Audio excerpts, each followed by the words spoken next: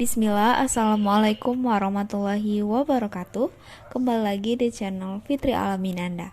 Kali ini kita akan membahas mengenai apresiasi prosa fiksi pada cerpen, yaitu menganalisis karakter dua tokoh pada cerpen. Kali ini membahas mengenai cerpen dengan judul Hukuman Bermanfaat. Selamat mendengarkan. Cuplikan cerpen Hukuman Bermanfaat. Kamu mengenalikah tidak seseorang menepuk pundakku saat apel malam? Siap tidak, jawabku polos. Maklum, saat itu tingkat konsentrasiku jauh di bawah normal, karena seharian mengikuti latihan yang menguras tenaga.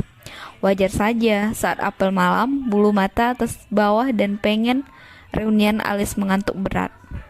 Kamu masuk bak mandi dan menghadap saya segera. Perintah seniorku yang sangat usil itu. Hukuman yang sangat tidak sukai yaitu disuruh masuk bak dan menghadap dia. Sudah pasti nanti aku dikerjain. Yang jelas, pasti aku disuruh push up sampai lupa hitungannya. Terkadang aku berpikir, tindakan yang menyiksa itu tidak dapat dipopulerkan. Apalagi seniorku itu bercita-cita jadi prajurit bukan selebriti. Tapi, kenapa dia selalu usil? Kami juniornya selalu dicek harus mengenali suara dia. Hukuman masuk bak mandi menjadi kebiasaan dalam asramaku. Dan setelah itu rangkaian senam yang dikategorikan hukuman harus dilakukan.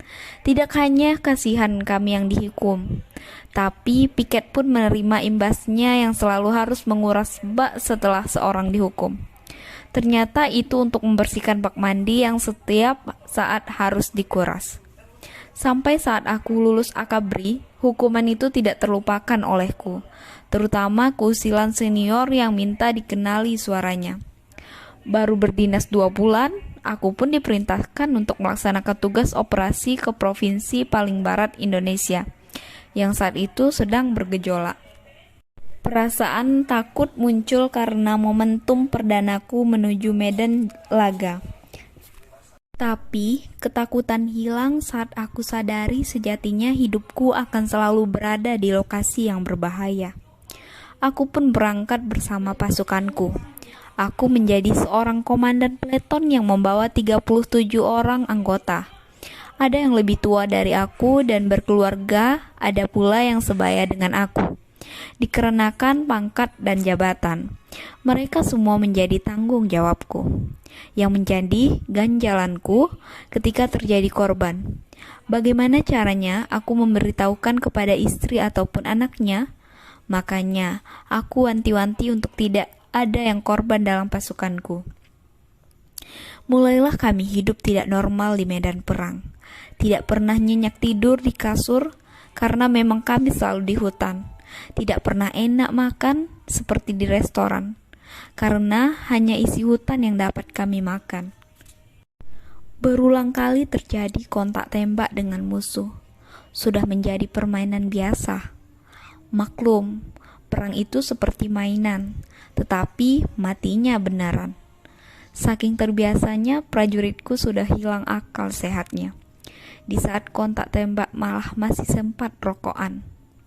Dor, dor, dor. 3 kali tembakan terdengar saat kami sedang patroli. Spontan semua prajuritku tiarap. Kami terdiam sejenak. Selanjutnya tembakan rentetan menghujani posisi kami. 11.200, aku berteriak untuk memberitahukan bahwa musuh menembak dari arah jam 11 jarak 200 meter. SMS tersebar. Anggotaku terdepan memberitahukan kami bahwa musuh yang dihadapi menggunakan senjata mesin, sedang yang ditembakkan menyebar ke segala arah. Berlindung, hentikan tembakan, instruksiku untuk mereka. Semua anggotaku mengikuti instruksi karena saat itu kami kalah dari aspek medan, yang mana kalau dihadapi secara langsung akan ada korban di pihakku. Makanya aku suruh bertahan saja dulu. Musuh terus gencarkan tembakannya. Aku dan anggotaku sama-sama kami ambil sebatang rokok. Bukannya sombong, tapi hanya menambah sugesti untuk tidak takut. hampir separuh batang rokok. Musuh pun berhenti menembak. Mereka bersorak girang, mengira sudah menang karena kami tidak menembak mereka. Di saat mereka berlari mendekati kami, spontan aku perintahkan seluruh anggotaku, "Buka tembakan!" Musuh langsung kocar-kacir karena tidak sempat menembak dan kami pun berhasil memenangkan pertempuran tanpa korban. Hari sudah menjelang gelap. Aku perintahkan pasukan untuk berbivak. Kami pun melaksanakan istirahat di bivak masing-masing. Ketika malam hari, aku mendengar adanya suara tembakan, tapi dari jarak yang sangat jauh. Tidak lama berselang, di radio aku mendengar bahwa peleton temanku ada yang tertembak. Kami pun bersiaga, mengantisipasi adanya serangan mendadak. Namun, alangkah kagetnya aku menerima berita bahwa komandan peleton atau temanku menembak anggotanya di saat anggota sedang buang air di luar area bivak. "Kok bisa terjadi?" tanyaku kepada temanku itu. "Aku tidak mengenali suara dia atau korban, maka aku langsung tembak. Aku kira musuh," jelasnya dengan nada menyesal. Akhirnya aku tahu, seniorku yang dulu usil mengajariku untuk mengenali suara anggota agar tidak terjadi korban sia-sia. Mohon maaf, aku sudah berburuk sangka. Hukuman itu ternyata bermanfaat.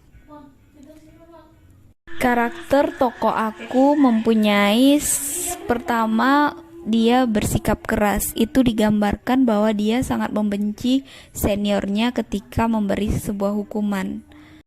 Namun pada saat si tokoh pertama atau utama ini berada di medan perang, ia memiliki sifat yang bertanggung jawab karena pada saat itu ia sangat menjaga prajurit-prajuritnya hingga memikirkan bagaimana masalah yang akan prajurit-prajuritnya hadapi nantinya ketika menjadi korban.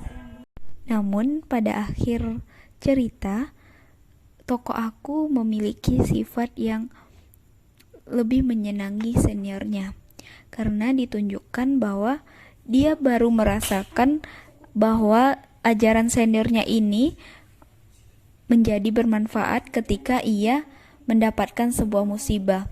Oleh karena itu, perubahan itu disebabkan oleh perbuatan senior dulunya kepada dia sehingga dia menyadari sebuah pelajaran atau hukuman yang diberikan oleh seniornya kepadanya. Sedangkan untuk tokoh kedua, yaitu tokoh senior, dapat kita ketahui bahwa tokoh senior ini hanya berperan di awal saja karena cerita ini menceritakan pada barak dari tentara tersebut. Sehingga tokoh senior ini hanya berperan pada hukuman-hukuman tersebut. Dari tokoh tersebut atau tokoh senior ini memiliki sifat yang keras dan tegas dalam membimbing juniornya sehingga pada akhirnya junior ini merasa bahwa apapun hukuman yang diberikan oleh dia sebagai senior itu sangat bermanfaat baik dalam dunia perang ataupun dunia yang akan dihadapi oleh juniornya nanti. Sehingga dapat disimpulkan bahwa perkembangan dari karakter tokoh senior ini adalah bersifat tegas dan bertanggung jawab. Nah, itulah tadi menganalisis dua tokoh pada cerpen Hukuman Bermanfaat. Semoga bermanfaat. Assalamualaikum warahmatullahi wabarakatuh.